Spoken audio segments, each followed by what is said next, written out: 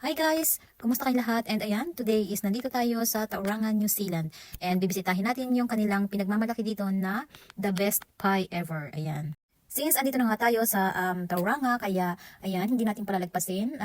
Tikman ang kanilang best pie. This year, they won the best pie, the duck and mushroom pie. Ayan, titingnan natin yan kung gaano nga talaga yung kasarap.